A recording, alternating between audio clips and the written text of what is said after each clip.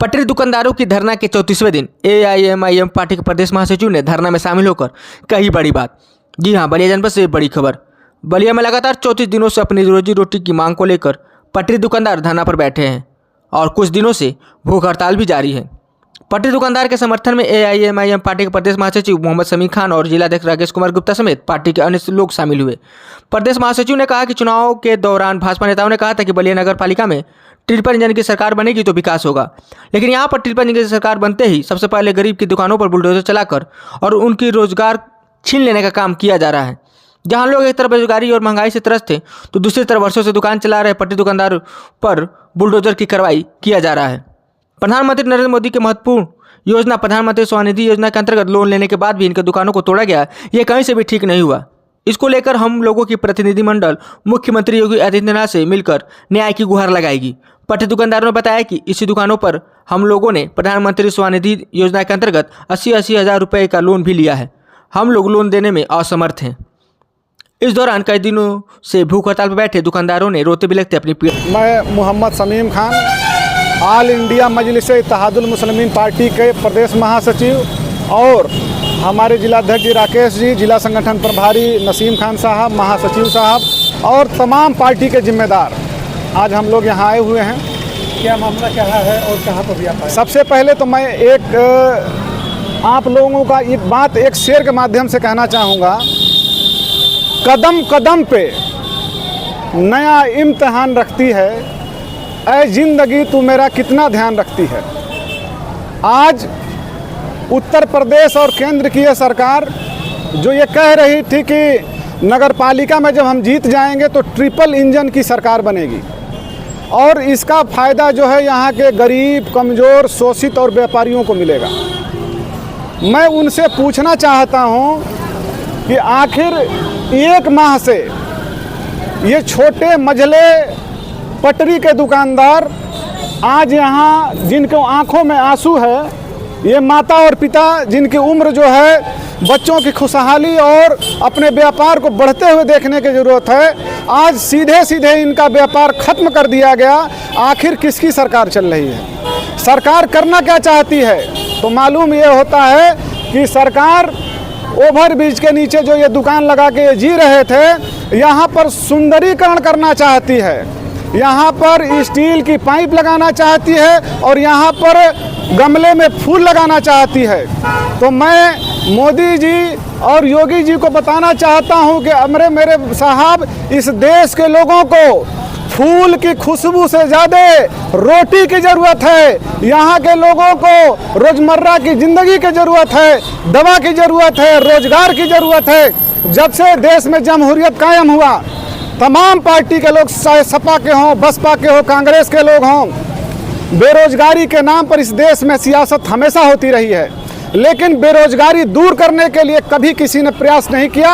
और आज स्थिति ये है इस सरकार में, खास करके इस सरकार में, कि जो छोटे मोटे रोजगार हैं जिससे लोग अपने परिवार की आजीविका चलाने का काम कर रहे हैं, उनकी आजीविका को छीनने का, इन्हें रोड पर लाने का काम किया जा रहा है। आखिर किसके सह पर किया जा रहा है? सरकार को अपनी मानसिकता स्पष्ट करनी पड़ेगी, अपनी नीति स्पष्ट करनी पड़ेगी कि वो क्या चाहती है।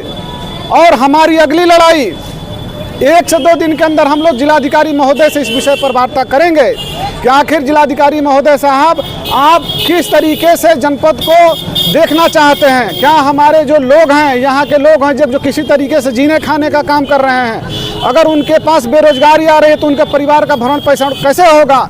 और बहुत जल्द हमारी टीम एक प्रतिनिधिमंडल मुख्यमंत्री जी से इस विषय पर जाकर गोरखपुर में या लखनऊ में उनसे विशेष रूप से मुलाकात करने का काम करेगा और उनसे निवेदन करेगा कि इन बूढ़े आंखों में जो आंसू बह रहे हैं, इसका हिसाब कौन देगा? इनके बारे में कौन सोचेगा?